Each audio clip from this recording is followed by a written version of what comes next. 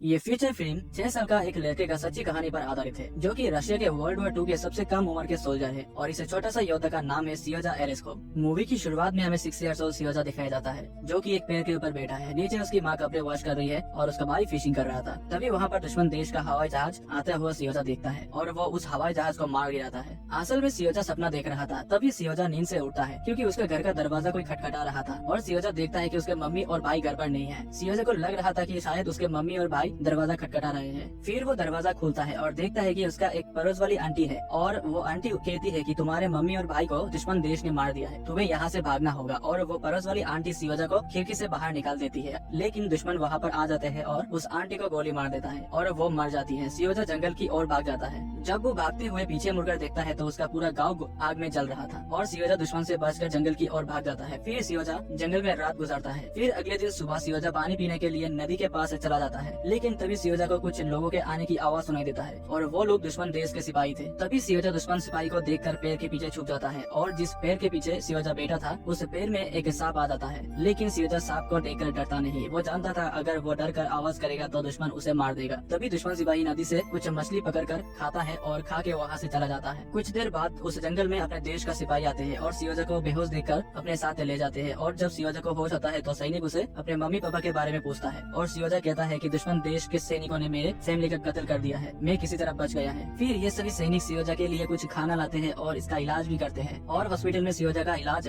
करने के लिए एक नर्स थी जिसकी सियोजा से बहुत लगाव हो गई। इसीलिए नर्स अपने कमांडर को कहती है कि सियोजा को यहाँ पर रहने दो, लेकिन कमांडर मना कर देता है और कहता है कि हमें उसे कोई सुरक्षित जगह पर रखना होगा और वॉर खत्म होने के बाद उसे घर भेज देंगे। कुछ ही दिन बाद सियोजा से सभी लोग खूब प्यार करने लगे थे। इसीलिए एक और सैनिक कमांडर से कहता है कि सियोजा को यहाँ पर रहने दो, लेकिन कमांडर उसके बाद भी मना कर देता है। तभी वहाँ पर दुश्मन देश के सैनिकों ने हमला कर देता है और सभी सैनिक दुश्मन देश के सैनिकों से वार करते हैं। और फिर अगले दिन सुबह सियोजा को लेने के लिए एक गाड़ी आता है। सियोजा कमांडर से कहता है कि मैं नहीं जाऊंगा, मुझे यहीं पर रख लो। असल में कमांडर को भी उसे भेजना नहीं चाहते थे। फिर कमांडर सियोजा से कहता है कि क्या तुम मेरे बेटा बनोगे। इसके साथ साथ सियोजा कहता है कि हाँ, मैं आपका बेटा बनूंगा। इसीलिए सियोजा भी अब से सैनिकों के साथ रहेगा और सभी सैनिक खुश हो जाते हैं। इसके बाद कमांडर ने सियोजा के लिए आर्मी की यूनिफॉर्म बनाने की ऑर्डर देते हैं, जिसे पहनने के बाद सियोजा और भी ज्यादा खुश हो जाता है। तभी वहाँ पर दुश्मन देश ने फिर से हमला कर देता है और उस हमले में बहुत सारे सैनिक शहीद हो जाते हैं। फिर सियोजा सभी सैनिकों को पानी पिलाता है और बहुत सेवा करता है। और जख्मी सैनिकों में से एक सैनिक कहता है कि मेरा घर से चिट्ठी आया है, क्या तुम मेरे लिए उस चिट्ठी को पढ़कर सुना दोगे मुझे। सियोजा उस चिट्ठी को पढ़ना शुरू करता है। सियोजा कहता है कि घर पर सब लोग ठीक है, आपके गाय भी ठीक है और वो बहुत ज्यादा दूध दे रही है। सैनिक कहता है कि हमारे घर में तो कोई गाय ही नहीं है। तब दूसरा सैनिक कहता है कि वो जो कुछ भी पढ़ रहा है तुम सिर्फ उसे सुनते जाओ। और सियोजा पढ़ता रहता है और इसे सुनने के बाद सभी का दिल शांत होता है और सैनिकों ने कुछ समय के लिए ये सिचुएशन भूल गए थे।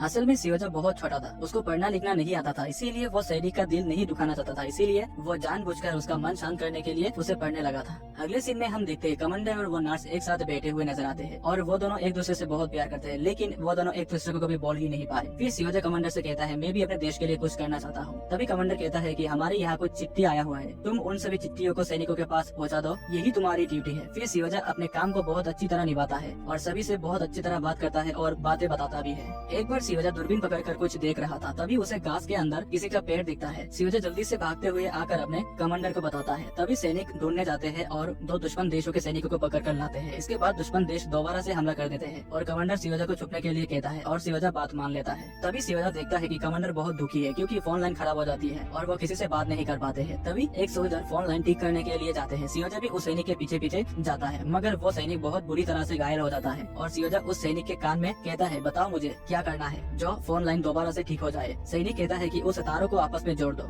और सियोजा उस काम को बहुत बहादुरी से करता है, जिस कारण फोन दोबारा से चालू हो जाता है और कमांडर हेल्प के लिए अपने हेडक्वार्टर पे फोन कर पाते हैं। फिर कमांडर वो नर्स को प्रपोज कर देता है और नर्स भी कमांडर को हाँ कर देती है। इसके बाद फिर से वहाँ पर दुश्मन देश का हमला होता है और कमांडर और सियोजा जख्म हो जाते हैं। फिर भी वो लोग अपने काम को अच्छी तरह से निभाते हैं और सियोजा हमेशा के लिए सैनिकों के साथ जुड़ा रहता है और बहुत सारे वॉर में आर्मी के साथ देता है। तो गाइस, ये कहानी थी सियोजा एलेस्कोव की। अगर आपको वीडियो पसंद आया तो प्लीज वीडियो को लाइक एंड चैनल को सब्सक्राइब जरूर कीजिएगा। मिलते हैं एक और नई कहानी के साथ।